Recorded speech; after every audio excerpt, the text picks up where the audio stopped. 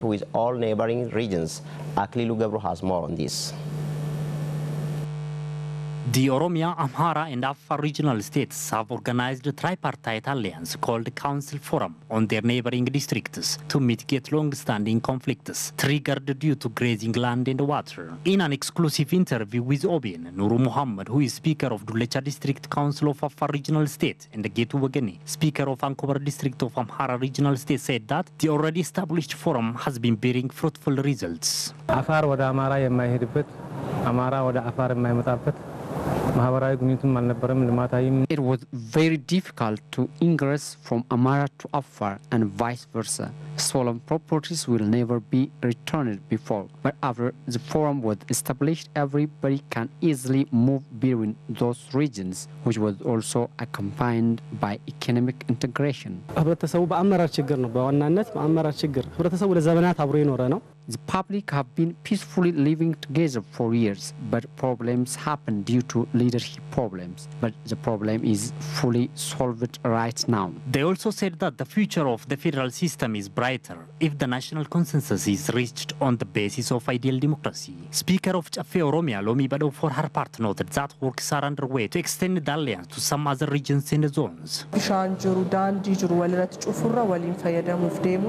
Economically integrating the public is best way to solve border disputes. So we've planned to work with other zones and regions to mitigate the problem from its root, she said. Lomi urged that the council has to work with its maximum effort to swiftly respond to public questions. The council's forum of the neighboring districts of the three regions have discussed their performance here in Adama town. The Oromo Democratic Party and Oromo Liberation Front, OLF, have announced that they will implement the agreement they signed last month in Asmara. President of the Oromia Regional State Government, Lamma Magarsa, and OLF leader Daud Ibsa have reaffirmed their readiness to unite and mobilize the Oromo people for common goal. Fakadu Brano has the detail.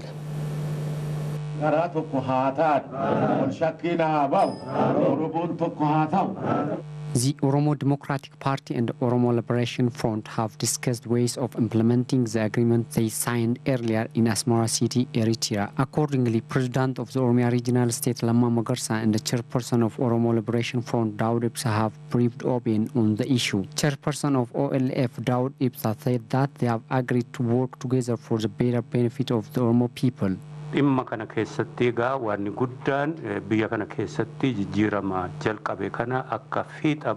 have agreed to work together to better transform the ongoing reform. The government and all Oromo political parties should ensure the supremacy of the law in doing so. In the last 2 months, we faced some problems to implement it. It was caused due to reasons beyond our power. But now we are working with our elders to solve the problems from grassroots. He also called upon Oromo political parties to work together with themselves as well as with the government to ensure peace and stability in the region. President of the Oromia Regional State, Lamma Magarsa, for his part, noted that the two parties have agreed to peacefully struggle for Oromo people in their discussion they have made in Asmara. He said that failure to implement the Asmara agreement led to tensions and disturbances in some parts of the region. Lamma further noted that his government is ready to work with OLF for the benefit of Oromo people. Today, we've discussed with our elders how to work together with the Oromo Liberation Front. As the Oromo Regional State Government, as well as Oromo Democratic Party, we're ready to work with Oromo Liberation Front for better life of our people. Our members, security bodies, and the militias should understand this and play all their level best to ensure peace of our people. If we do so, we can fully answer the public question. The President has also called upon the youth of the region to play their part in economic development through breaking enormous agenda.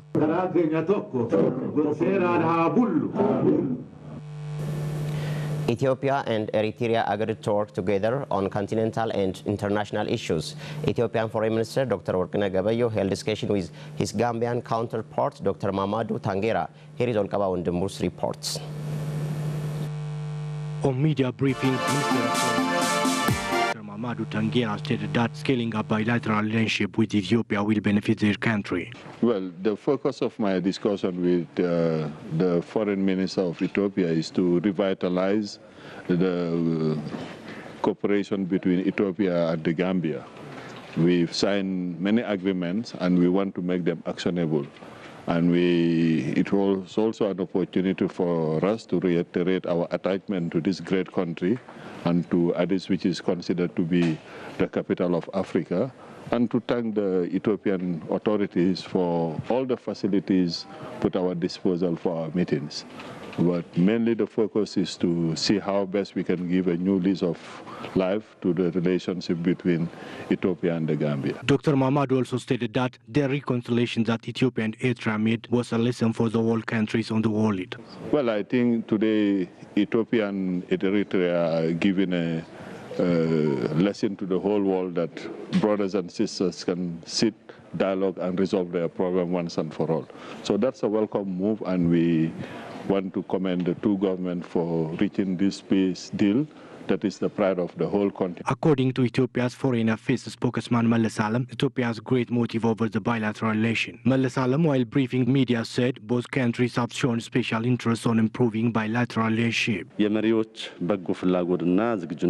relationship and bilateral discussion of both countries aimed at strengthening the historic relationship of both countries. Both ministers of foreign affairs have discussed on tightening the relationship in trade, peace and security of Ethiopia and Gambia. Gambia also showed ambition to Ethiopian Airlines to start flight to Gambia. Totally, both ministers of foreign affairs have discussed very important discussion. It also stated that both countries' Minister of Foreign Affairs agreed to accelerate implementation of the already signed bilateral agreement between both countries.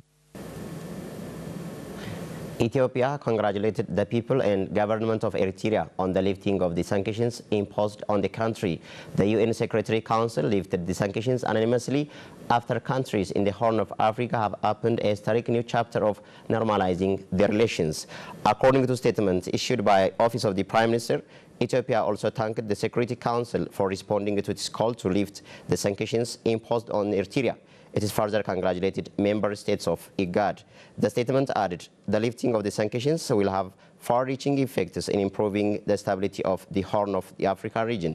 The government of Ethiopia further reiterated its commitment to ensuring regional peace, development and cooperation, working hand in hand with Eritrea and other neighboring nations. The UN Security Council unanimously adopted a British draft resolution lifting the arms embargo, all travel bans, asset freezes and targeted sanctions against Eritrea.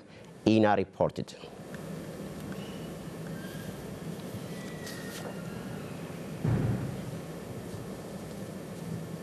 The ruling party, Ethiopian People's Revolutionary Democratic Front, EPRDF, has urged its leadership and the members, as well as the people of Ethiopia, to stand along the government in ensuring the rule of law. The statement issued by the office of EPRDF follows the measures taken by the government to bring alleged corrupt officials and perpetrators of atrocities to justice in the country. It is to be recalled that 63 suspects were put under detention by the government. The statement noted that the measures taken against the suspects followed careful and long investigation to legally detain those who abused their power by ignoring the trust bestowed on them by the government and the people. It further stated that the organization will continue bringing individuals and accomplices engaged in social, economic and political acts that violate the objects of the party to justice. According to the office, the measures being taken by the government are consistent with the deep reform under implementation in the country. INA reported.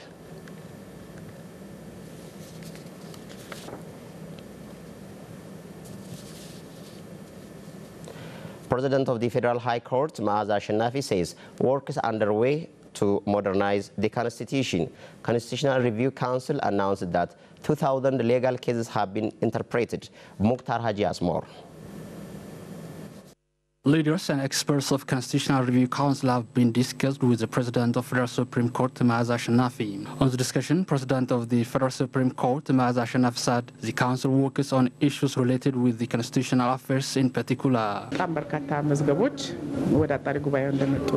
A lot of documents came to the Council and got their judgment. Most of them were related with the constitutional interpretation, but the Council is aimed at solving problems if there is disagreement between constitution and public, as well as federal and regional governments, she said.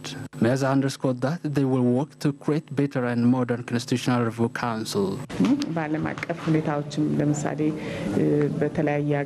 There are international Constitutional Review Council in different places. For example, the United States of America. It is the court that interprets the Constitution. By incorporating such exemplary practices, we will create competent Constitutional Review Council, she said. Desalegn Oyesa, head of Office of Constitutional Review Council, on his part said the Council has achieved a lot, including more than 2,000 cases that have got judgment by the Council.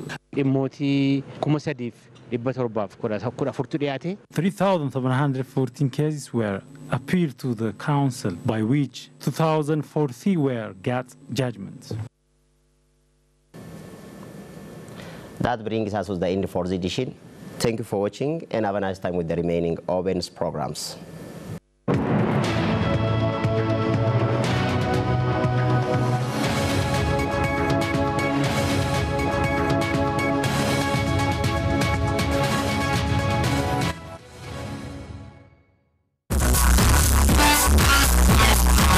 Yes.